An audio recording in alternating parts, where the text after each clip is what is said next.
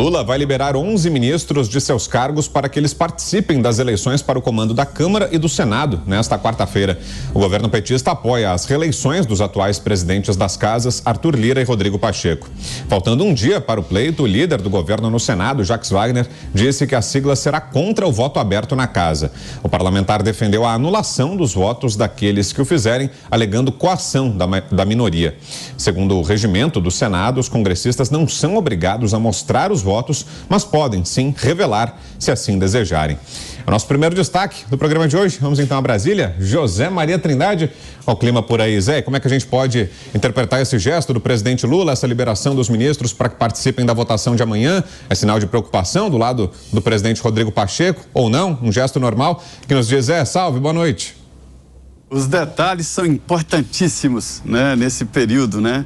Muito boa noite, meu caro Vitor, boa noite, Kobayashi, boa noite, meu caro Mota, e boa noite, Pavinato, e boa noite a você que nos acompanha sempre aqui nos Pingos nos Is. Olha, Vitor, alguns deputados e senadores, eles têm mesmo que voltar ao Congresso Nacional para tomar posse, né? É o caso de Alexandre Padilha e outros que se transformaram em ministros do Lula, mas que têm que tomar posse, então, dia 1º tem que estar lá já para tomar posse, aproveita, votam e no dia seguinte retornam ao governo. E senadores também, alguns senadores têm que voltar exatamente para evitar que o suplente possa surpreender nesse voto secreto. Todo detalhe neste último prazo aí, nesses momentos finais, é importante. Na Câmara dos Deputados, reza a crônica política de que o presidente da República não pode perder uma eleição. Apostar na presidência da Câmara e perder é sinal de problema e problema pesado. Isso dá impeachment, dá dificuldade para gerir projetos que não são votados, resistências em épocas de crise, criação de CPI, ou seja, é preciso ter um aliado na presidência da Câmara. Lula sabe disso, é experiente. Sabe, horas depois da confirmação extraoficial de Lula e o presidente da Câmara, Arthur Lira, definir ali apoio a Lula, logo depois da confirmação de maioria de votos, imediatamente Lula disse, olha, nós vamos apoiar o Arthur Lira, né? Isso para evitar uma disputa. E se perder, repito, é problemão. Então a Câmara se definiu cedo.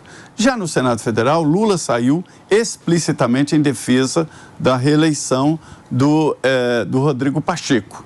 E isso ficou muito claro desde o início. Só que aparece a candidatura de Rogério Marinho, que cresceu e conseguiu agora, hoje, 3 votos no PSD. Imagine o partido de Rodrigo Pacheco. Mas ele é o preferido. É ele, a ideia de reeleição é dele. Mas foi importantíssima, é importantíssima a candidatura de Rogério Marinho. É preciso ter debate, é preciso ter compromisso, né? E esses compromissos foram assumidos exatamente por conta de debates. A Câmara fica exatamente sem um debate definitivo, mas eu conversei agora há pouco, estou vindo da Câmara dos Deputados, né? E há uma candidatura ali, seria mais uma anticandidatura, e a ideia é essa mesmo, de discutir, não pode acontecer uma unanimidade numa disputa assim. Então é amanhã, meu caro Vitor, amanhã, né, a posse, e ali os deputados levam os familiares, os filhos, aí tem aquela coisa solene, todos em traje de gala, e depois tiram as crianças da sala e vai para a política bruta. Não é só a presidência da Câmara, viu? Cada espaço ali é disputado a cotoveladas na Câmara dos Deputados. Isso significa mais recursos, mais assessores e mais poder. E você, Nelson Kobayashi, como está vendo, Koba, esses últimos movimentos nessa véspera das eleições no Congresso? Boa noite, Koba. Boa noite, Vitor. Boa noite, Pavinato. Boa noite, Zé Maria. Boa noite, Mota. E a você, meu amigo, minha amiga, que nos acompanha aqui nos Pingos nos Is. Pois bem, essa dispensa, esse afastamento, essa exoneração, essa suspensão destes ministros nos seus cargos para voltarem à Câmara e ao Senado, para votarem nas eleições dessas casas, é ilegal. É ilegal porque, tão logo saia um ato administrativo de exoneração ou de suspensão, de licenciamento desses ministros, o PL ou qualquer outro partido legitimado, interessado, deveria, sim, questionar a legalidade deste ato. se você for estudar os requisitos de validade de um ato administrativo, como é, por exemplo, o ato ou de exoneração ou de licenciamento, a gente vai ver lá que dentre os requisitos há o requisito da finalidade. E a finalidade de qualquer ato administrativo é o interesse público. E nesse caso está muito evidente de que a finalidade dessa suspensão, desse afastamento, é interferir na eleição das casas, do Senado e da Câmara. A gente tem na Constituição Federal, no artigo 2º, já uma regra básica que é base do nosso Estado, que é a separação dos poderes, que devem ser independentes e harmônicos entre si. Poderes, executivo, legislativo, judiciário. Um não pode interferir no outro. E um afastamento dos ministros do governo executivo para influenciar, para impactar o resultado das eleições no poder legislativo é um poder interferindo no outro. É um poder decidindo ou ajudando a decidir as eleições do líder do outro poder, que é o poder legislativo. Vamos nos lembrar, o presidente do Senado é o presidente do Congresso e por isso é o chefe maior de um poder constituído, que é o poder legislativo. O presidente da Câmara, ele é o terceiro na sucessão, na ordem de sucessão presidencial, na ausência do presidente e do vice-presidente, é o presidente da Câmara que assume a presidência da República. Então, são cargos importantes nessa relação entre os poderes. Mas a gente precisa refletir com muita atenção a respeito dos requisitos do ato administrativo que vai ensejar ou a exoneração ou o licenciamento desses ministros. Há aí um questionamento sobre a legalidade desses atos que deve ser um objeto para a gente ficar muito atento. Você, Roberto Mota, que achou dessa manobra? Mota, boa noite. Boa noite, Brown. Boa noite, meus queridos colegas. Boa noite, a nossa grande audiência. É uma prática curiosa, mas é uma prática comum. Eu já vi isso acontecer várias vezes, já vi acontecer inclusive no nível estadual, em que o governador libera ou exonera alguns dos seus secretários que têm mandatos também para que eles vão à Assembleia votarem projetos de interesse do governador. É uma coisa estranha, né? Na teoria não deveria ser assim, mas é isso que acontece. Os parlamentares que assumiram cargos no executivo se licenciam, retomam o seu mandato por alguns dias para votar ou influenciar algum projeto, depois voltam para os seus cargos, né? O Kobe levantou aí um ponto de que isso pode ser ilegal. Eu não sabia que existia essa possibilidade. Eu nunca achei uma prática muito correta do ponto de vista moral, mas é uma prática comum do ponto de vista político, não há dúvida sobre isso.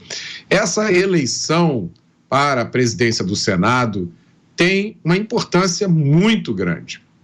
É uma importância tanto prática quanto simbólica. Muita gente acha que está em jogo a reafirmação da independência do legislativo. Muita gente se pergunta, afinal, essa república é ou não é formada por 3 poderes independentes? Grandes esperanças repousam sobre esse novo Congresso, principalmente, eu acho que é justo dizer, a esperança de que seja restaurada no Brasil a plena liberdade de expressão. E por que isso é muito importante? Por que isso é tão importante assim? Eu vou usar as palavras do professor e filósofo André Assi Barreto. A liberdade de expressão é o corolário da liberdade de consciência, que é a garantidora de todas as demais liberdades. Agora você, Tiago Pavinato. Boa noite, Pavinato. Boa noite, Brown, Kobayashi, Mota, Trindade, nossa audiência. O Kobayashi, ele tocou num ponto que não deveria nem ser lembrado, porque isso já deveria estar implícito em todos os atos públicos, em todos os atos administrativos, da administração direta ou indireta, que é o artigo 37 da Constituição, que diz que qualquer ato, inclusive a exoneração, que é um ato da administração pública, tem que ser legal, impessoal, moral, público e eficiente.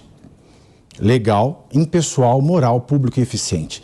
5 requisitos para constitucionalidade, não é nem legalidade, constitucionalidade dos atos públicos. Bom, essa é uma prática que acontece no Brasil todos os anos.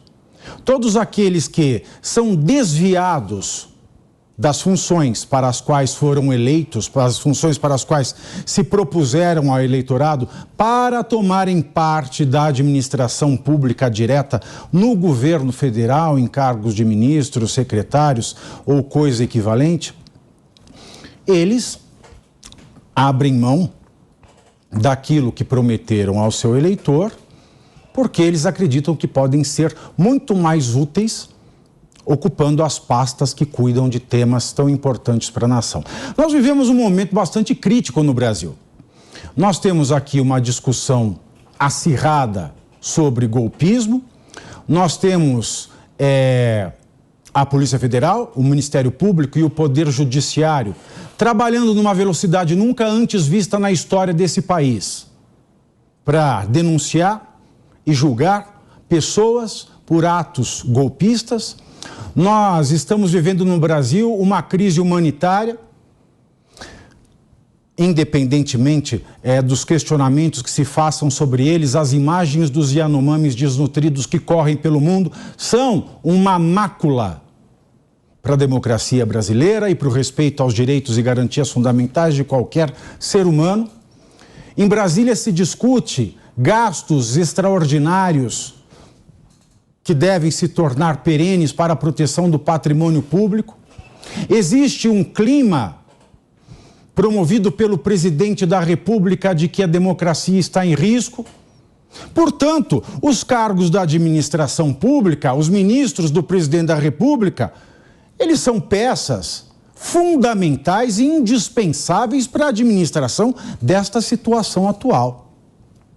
Muito embora essa prática lamentável seja comum a todos os governos, quando um presidente da República abre mão de 11 dos seus ministros, ou seja, uma bela parcela, quase metade dos seus ministros, para que eles interfiram no poder legislativo, eles que abdicaram de fazer parte do poder legislativo, eles que abdicaram de cumprir com aquilo que prometeram ao seu eleitorado, para que eles voltem, façam uma votação, interferindo na autonomia e harmonia dos poderes, e voltem. Logo após, é claro que isso fere o princípio da impessoalidade e da moralidade. E é muito importante que, se nós quisermos ser uma oposição, e esta é uma mensagem àqueles que se dizem oposição, esta é uma mensagem àqueles que se dizem vítimas de manobras jurídicas do governo que foi da chapa que foi eleita durante o processo eleitoral. Ah, mas eles fizeram de tudo. Fizeram de tudo porque a oposição não faz nada. Porque está claro na Constituição. A moralidade, ela deve estar íncita num ato administrativo como a exoneração. E se é para eu interferir em outro poder, pode ser tudo, menos moral. E nós temos que cumprir esse requisito da moralidade. Ah, mas o que é a moralidade? Ora, é como o crime de estupro que foi alterado no Código Penal. O crime de estupro passou, não é? Antes ele era somente a conjunção vagínica, era a penetração não consentida. Hoje ele é a penetração não consentida ou atos libidinosos não consentidos. A imoralidade desse ato é igual ao ato libidinoso do estupro.